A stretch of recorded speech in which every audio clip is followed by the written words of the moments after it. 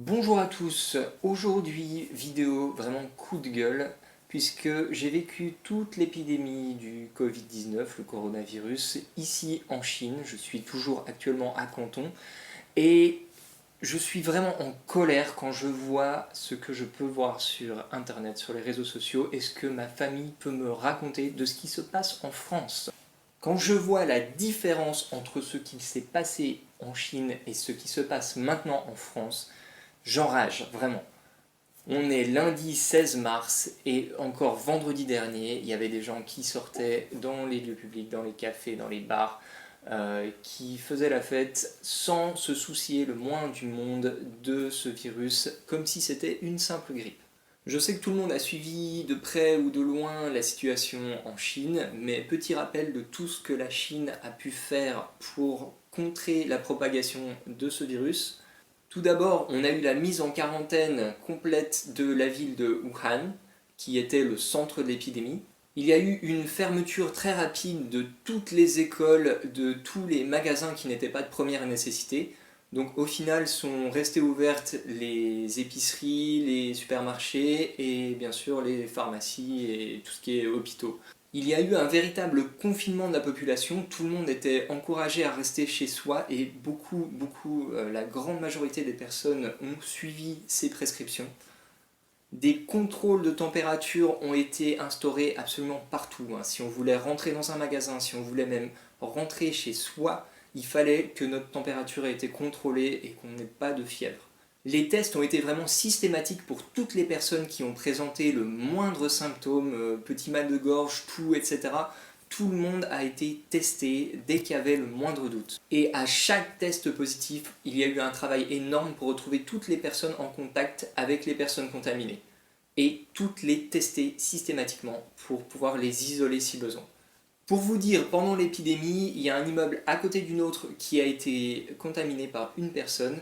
Tout l'immeuble a été mis en quarantaine pendant 14 jours. Personne ne pouvait rentrer, sortir de l'immeuble. Il fallait se faire livrer de la nourriture. Il n'y avait pas d'autre possibilité. Tout le monde était cloisonné. Il y a eu aussi de grosses opérations de désinfection. Vous avez peut-être déjà vu les images de ces camions qui sont passés dans les rues en bombardant du désinfectant absolument partout. Il y a eu aussi désinfection des poubelles, des couloirs des immeubles également. On a pu vraiment mettre du désinfectant absolument partout. On a également pu voir la construction en un temps record, une dizaine de jours, de deux grands hôpitaux à Wuhan pour désengorger un petit peu les hôpitaux qui étaient sur place. Et ce qu'on sait moins, c'est qu'il y a eu aussi une dizaine de gymnases qui ont été aménagés en hôpitaux provisoires de manière à pouvoir surveiller les patients qui étaient atteints de formes moins graves de la maladie. Vous en avez certainement déjà entendu parler, tout le monde s'est mis à porter ce genre de masque pour sortir, à savoir qu'il n'y en a pas besoin de vraiment beaucoup étant donné qu'on ne les porte que pour sortir et que justement on évite les sorties. Je sais que vous allez me dire que vous n'en avez pas, mais je reviendrai sur ces masques un petit peu plus tard dans la vidéo. Et par rapport à ces masques, au gel hydroalcoolique et tout autre équipement en rapport avec le virus, beaucoup d'entreprises chinoises ont modifié leur production pour produire des masques et des choses en lien avec le virus. On a pu voir des entreprises qui auparavant fabriquaient des vêtements se mettre à fabriquer des blouses pour les médecins pour les protéger contre le virus. Et on a vu également des entreprises qui fabriquaient des sodas qui ont transformé leur production pour produire des gels hydroalcooliques.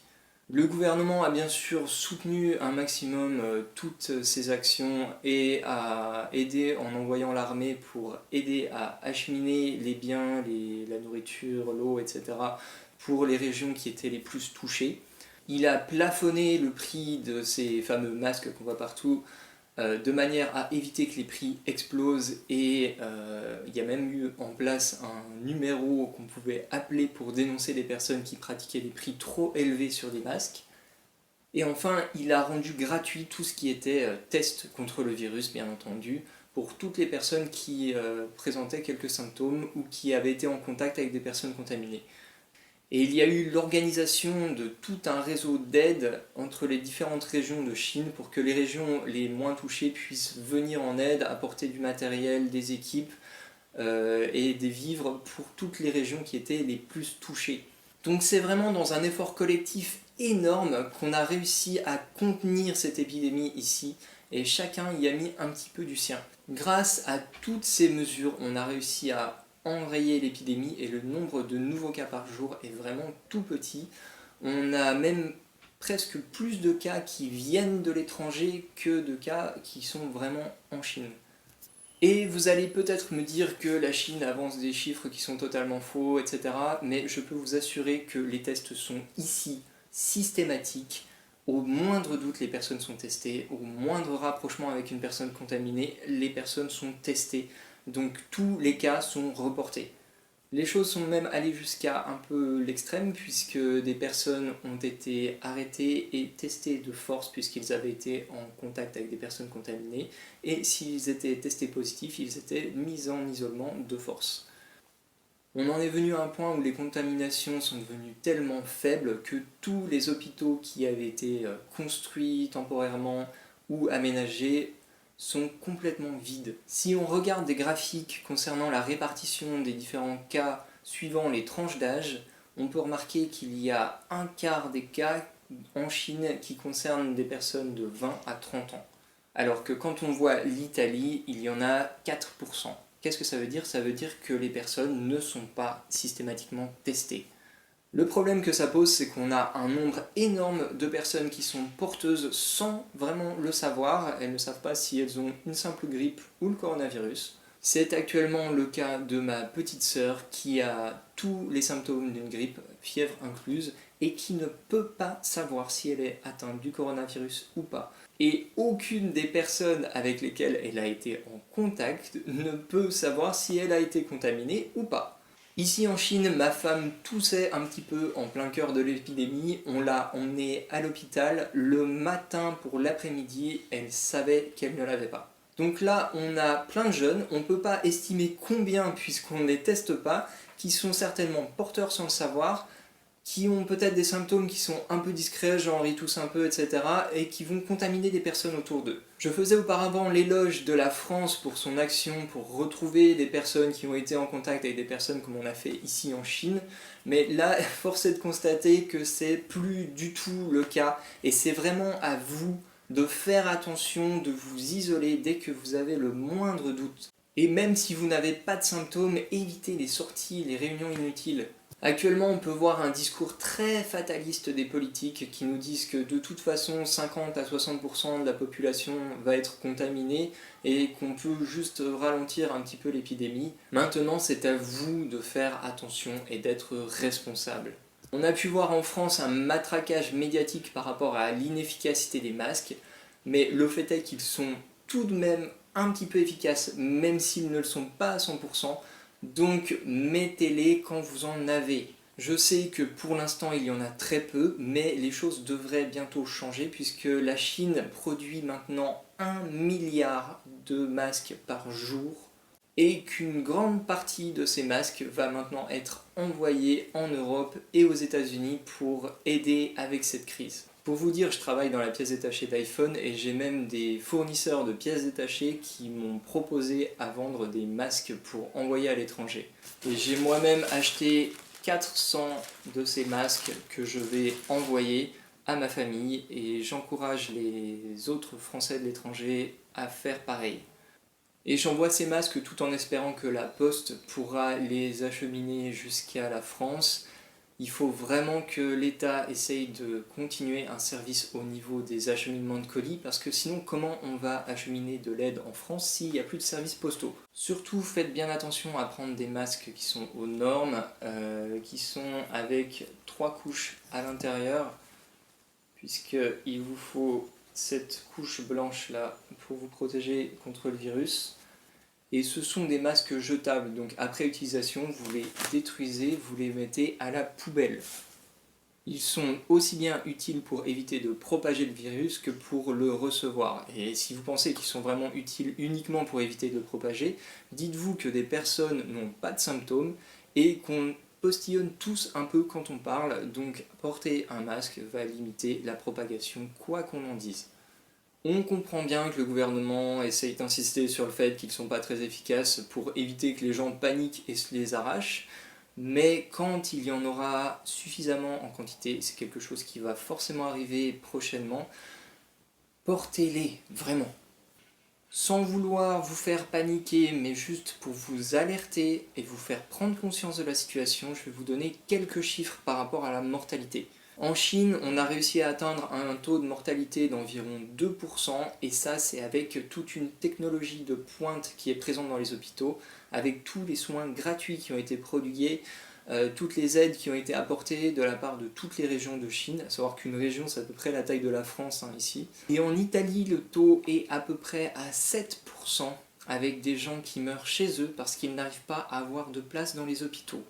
Donc maintenant, imaginez que la prophétie des politiques fatalistes se réalise et que 50% de la population se retrouve contaminée. Qu'est-ce qui va se passer? Il y a actuellement 67 millions de personnes en France. Si on prend la moitié de ça, ça nous fait 33,5 millions. Si on arrive à un taux aussi bas qu'en Chine, c'est-à-dire 2%, qu'on multiplie par ces 33,5 millions de personnes, ça nous fait 670 000 personnes décédées de ce virus. Si on prend les estimations hautes à 7%, on est à, je l'ai noté là, 2 345 000 personnes. Pour vous donner un exemple qui va parler à tout le monde, si vous avez 300 amis sur Facebook, c'est à peu près la moyenne d'une personne inscrite sur Facebook, que vous prenez 50% de ces amis, vous êtes à 150 personnes, sur ces 150 personnes, il y en a 2% qui meurent, vous avez 6 amis Facebook morts du coronavirus à la fin de l'épidémie.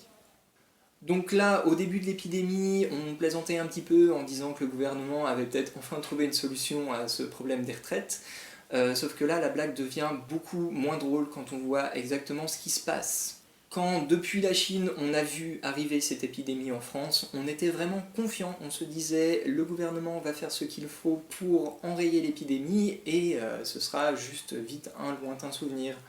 Et vraiment, quand on voit ce qu'il se passe maintenant, on est choqué, simplement. Je souhaite énormément de courage à tout le personnel médical qui est actuellement en première ligne pour venir en aide aux malades. Et courage à toi, mon petit frère, qui fait partie de ce personnel médical et qui regardera certainement cette vidéo. Courage à toi. J'espère vraiment que cette vidéo vous fera prendre conscience de la gravité de la situation. Laissez-moi maintenant vous redonner quelques conseils. Surtout, ne paniquez pas, faites des réserves, mais raisonnablement. N'allez pas dévaliser les magasins de papier toilette, c'est complètement aberrant. On n'a pas vu ça en Chine et on ne le comprend pas vraiment. Limitez un maximum vos déplacements inutiles et tout ce qui est réunion, bien entendu. Ici, il se dit que quand il y a eu cette crise du coronavirus, l'État a organisé une grande réunion pour discuter de comment gérer la situation. Résultat, il y a eu plein de contaminés dans les hauts fonctionnaires du gouvernement. On est à une époque où quasiment tout le monde a des forfaits illimités, un téléphone, Skype, etc. Donc il n'y a aucune raison d'organiser des réunions autrement que sur Internet. Personnellement, j'ai une petite entreprise et je gère absolument tout depuis la Chine avec Skype ou avec des messages, des mails, tout simplement. Surtout, mais ça les médias vous ont déjà bassiné avec ça, lavez-vous les mains, c'est vraiment ce qui est le plus important. Et dès qu'il y aura des masques en France et dès que vous pourrez vous en procurer, surtout portez-les quand vous sortez, c'est important. Peu importe ce que les gens peuvent penser de vous vraiment, peu importe ce que vous dira le gouvernement, portez-les, c'est important. Donc suivez bien tous ces conseils et essayez un maximum de freiner l'épidémie. Chaque personne qui n'est pas contaminée maintenant, c'est des dizaines de personnes mortes en moins à la fin de cette épidémie. Je referai une vidéo prochainement pour vous parler de l'évolution de la situation, puisqu'apparemment à partir de ce soir ça va drastiquement changer. Je souhaite sincèrement le meilleur à tout le monde. Je vous dis à très bientôt et gros bisous à tous, mais de loin pour éviter la contagion forcément.